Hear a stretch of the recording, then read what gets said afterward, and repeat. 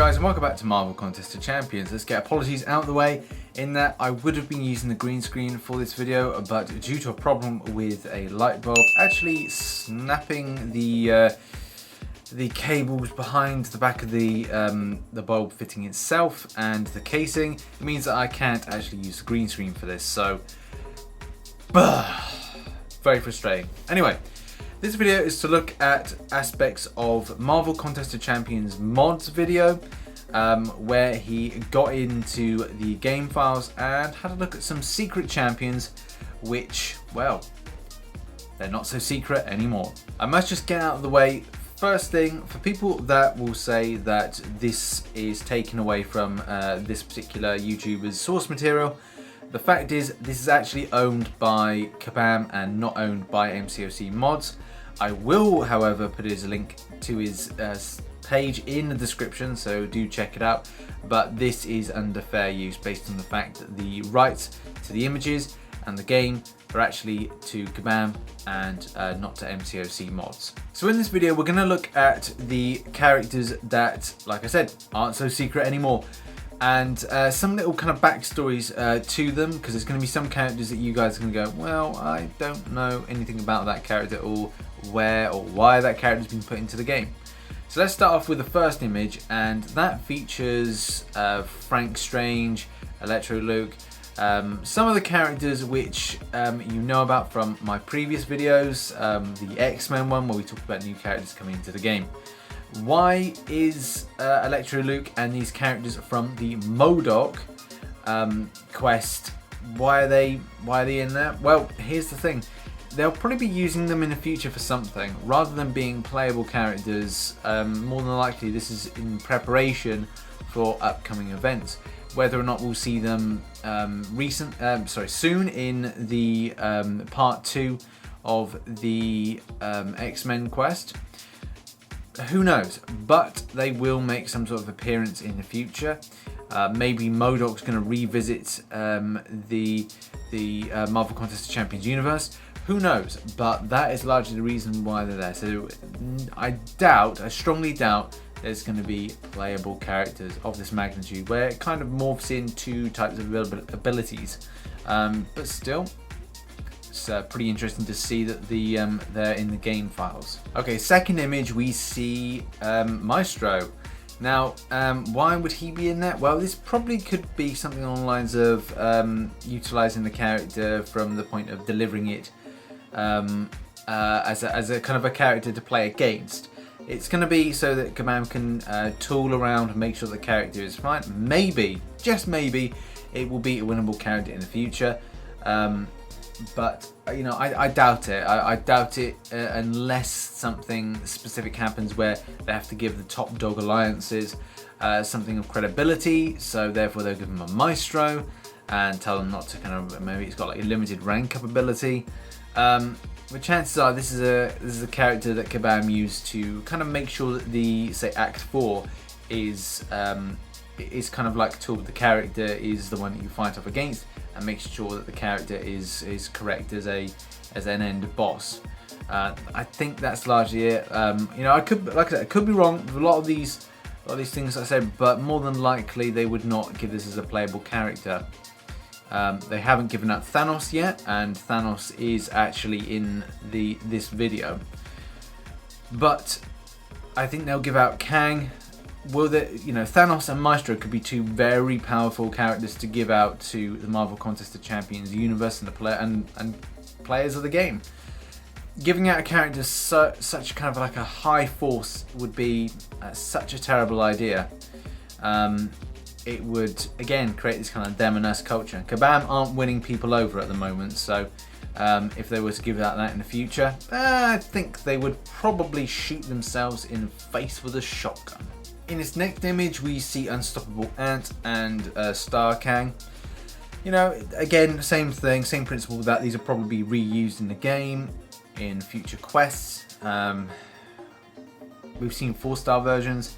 Chances are we'll see 5-star versions in, say, a Master quest difficulty in the future with a MODOK. And these characters are largely being kind of retooled.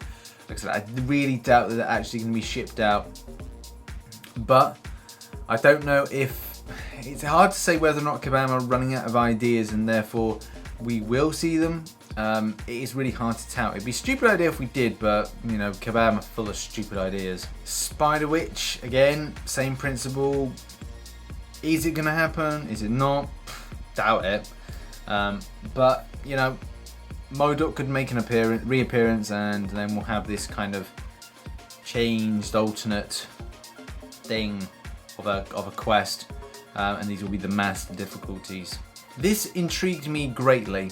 Now, I've talked with other YouTubers, Grave and Tim, on the nights of the roundtable discussion, and we talked about the idea that, you know, there's characters that maybe should be tech as opposed to, say, science, or tech as opposed to skill. This is one of the interesting ones in that I think Kabam had a little bit of confusion in themselves. What were they going to do? Would they be more kind of, you know, be honest and say putting certain characters as tech and then certain other characters as, say, skill or science? And this is one of those things where you have to ask the question: is Ant-Man a tech or a science? It's a very difficult one. You would probably say that he would be a tech based on technology being like changing him, but he's not in a case that what say, you know, the PIM particles that allow the character to change, but also the character isn't changed by their own kind of human state, like the way that Bruce Banner has changed, or Captain America's changed, or Abomination's changed.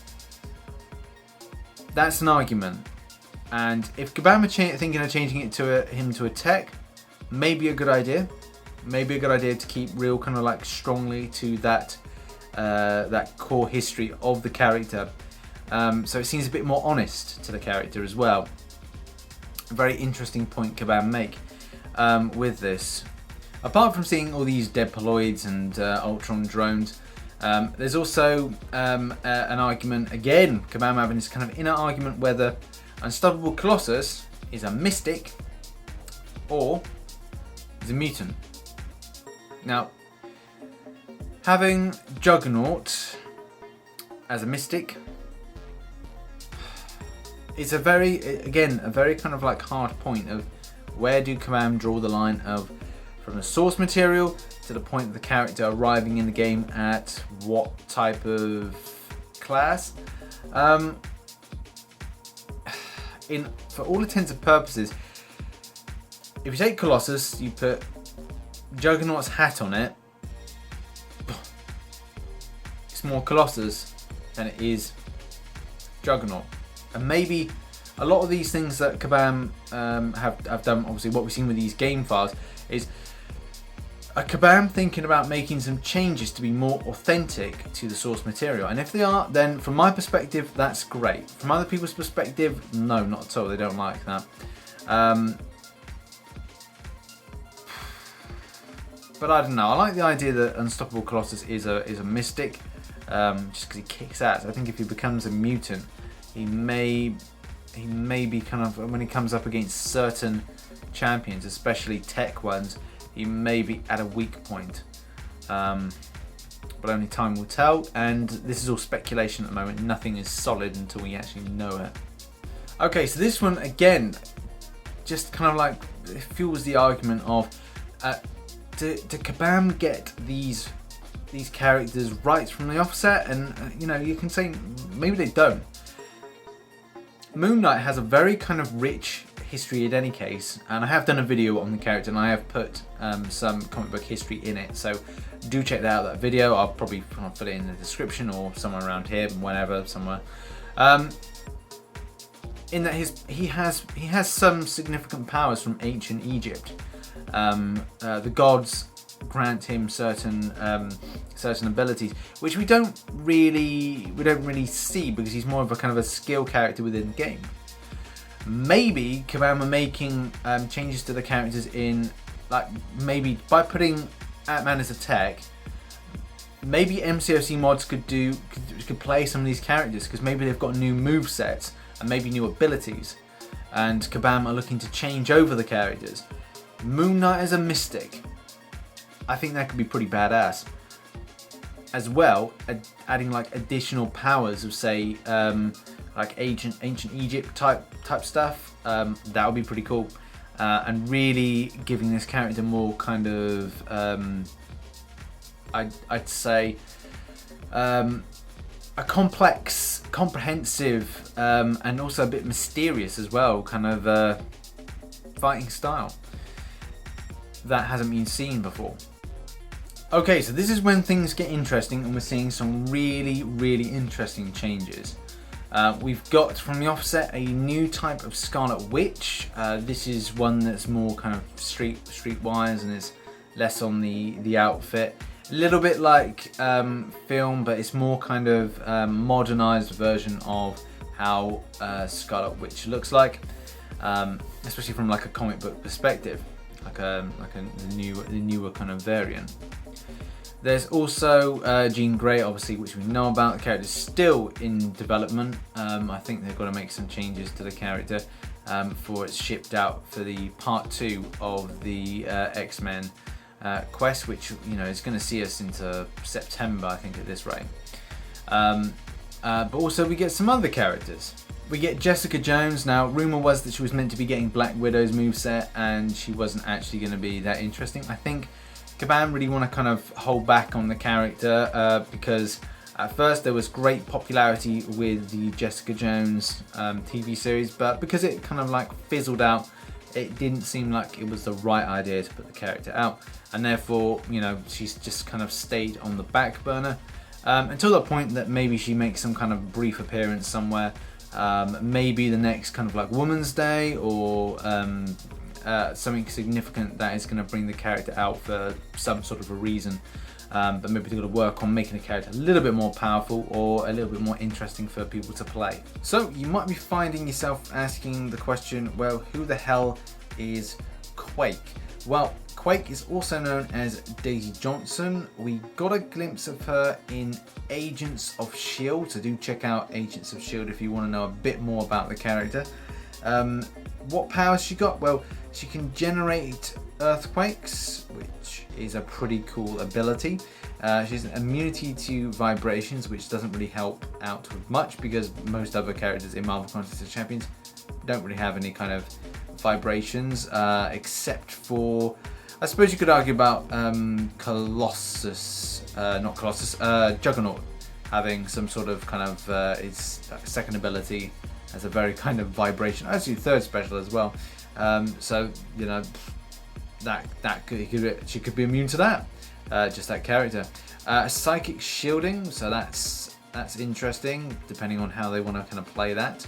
And she's the daughter of the evil villain Hyde. So again, a very kind of interesting character that could be potentially coming into the game.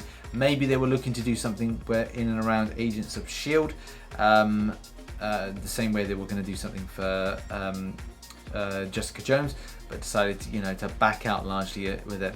As well, the other character that's very interesting is Angela, and we'll go into a bit more of this. She's Asgardian, so that's kind of interesting stuff. She's affiliated with Guardians of the Galaxy, so maybe some synergy there.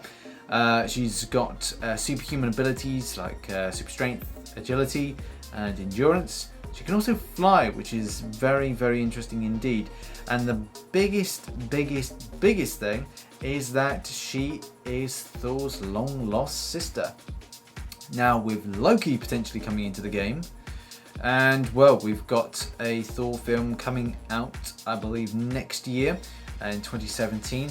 Could we be seeing something lined up for the future with regards to an Asgardian event, potentially? Who knows? I think it might. I did actually join one of Yeet's streams, and we actually talked about this, and I did actually say on that stream that potentially something could come of it. A Kabam listening and watching us, because that would be really, really weird if they were. But yeah, an Asgardian event would be pretty cool. Can we go over to Asgard and have something on there? We just need a few other characters, and then that would make the event pretty cool. The same way they did, they're kind of padding more on X-Men. Let's do the same, but do it in Asgard. Okay, on this last picture, there's a few things going on which is quite interesting. Obviously, one interesting thing is the Daredevil in the bottom left. Now, do we think Kabam may be about to change the Daredevil? Are they happy with it? Not. They've just recently changed something to say Daredevil Classic, and the other Daredevil just doesn't have Daredevil on. It should say Daredevil Netflix or something like that. But the fact still remains that there's another Daredevil there. So maybe they're not too happy with it. Maybe the movesets have got to change from one to the other. You know, who knows? That's something. Ooh, question mark. Red Skull. Red Skull's the next one that's interesting. In any case, it was going to be something that we were going to get. It's been teased for a long time, like well over 2 years, I think, from the very beginning. Now, when it comes to Red Skull, we kind of guess what synergies are going to be about, and who he's going to be associated with. Will it be implemented in a event quest? More than likely. Will these characters see us through to the next year? More than likely as well. That's potentially an option. His abilities, hard to say. I'd say at the moment, really hard to say. We know he's a skill, but you know, you just don't know. It could be the character could be more of a kind of a striking. Will he get some sort of a weapon? Again, hard to tell. We'll have to wait for the future and for future videos to kind of give us an idea of what these characters are going to be like. Carnac's an interesting character in any case. He's a master of martial arts, affiliated with the Inhumans. He exploits weakness, so does that mean that he's going to be putting weakness onto enemy characters when you're fighting with him? As willpower is being changed, then it's not going to be so much of a worry that a character would use the weakness ability on enemies. So you could say it's more like a striking character. Unknown really what kind of martial arts the character will get. Something on the lines of potentially Black Panther meets Moon Knight. Again, potentially, don't know. You know, we'd have to kind of wait and see. And one interesting fact is that the character, because it wasn't exposed to the Terrigen Mists in the comic books, it's gonna be a skill. It's not gonna be a cosmic. There would be an argument whether or not it would be a cosmic, based on where the character is around that time. But yeah, it must be the only member of the Inhuman royal family that's not exposed to Terrigen Mists. I need to have a look a bit more about the character, but I just find it a little bit odd that it could be a, no, it's not odd. It's an argument whether or not it'd be skill or cosmic. I think for this point, Kabam may have got this right, as the abilities do seem more grounded to a skill-like class. Okay, so here's when it gets extremely interesting. Now, as you know, we've got Thor Ragnarok coming out, again, like I said, next year sometime. Now, the Grand Master will actually appear in that film in some capacity. And it's going to be played by Jeff Goldblum. That's pretty cool. So, we've talked about Angela, we've talked about what we know about Loki, and then we've got Grandmaster. So 3 characters associated with Thor. Now, this is extremely exciting because this means we're more than likely going to get an Asgardian event. And to give you an idea about the abilities, of Grandmaster, he's a master strategist. He's good with energy control, size and matter manipulation. So that is going to be like a very strong character and probably going to be an end boss. What else to really say about the character? Well, unfortunately, we don't get a good kind of glimpse of what the character is like for his movesets, based on the fact that he's doing like Captain America's movesets and a bit of Vision's moveset. So will they? More than likely, they're still developing the character. If the film's not out for another year, then chances are that you're not going to see it till then. Or this is going to be put out in and around the next few months, maybe something leading up to Christmas. It's really hard to say what Kabam have got planned because I don't work for Kabam, but it's very exciting, especially the fact that we're doing something Asgardian related. I think people would like a few more characters, like I said, from the Asgardian homeworld, so hopefully we get them because this is all very early days.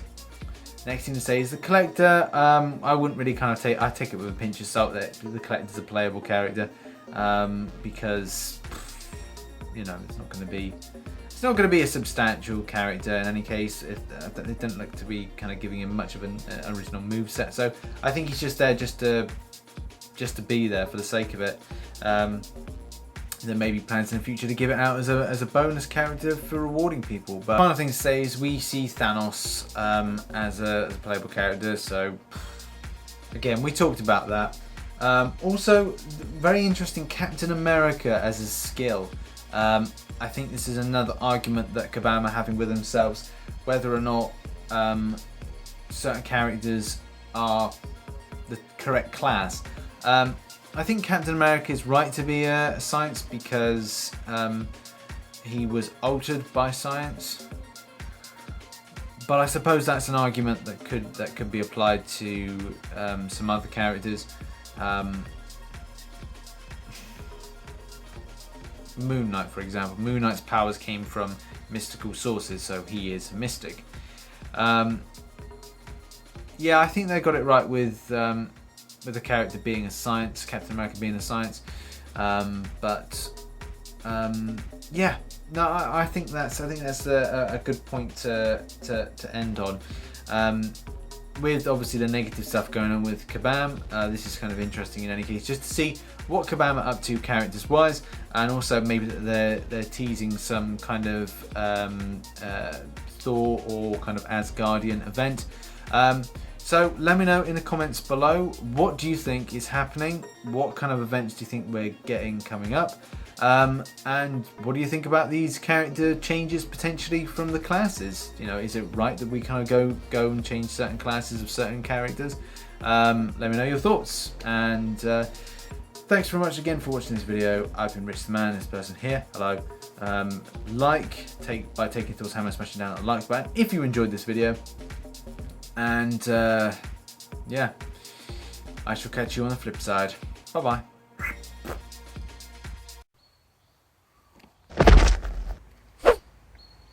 Hi guys, RichTheMan here, and I'm just falling out of a tree. Thank you for watching that video, and remember to like, subscribe, and catch one of my live streams. Anyway, see you later. Bye. Someone call an ambulance, for God's sake.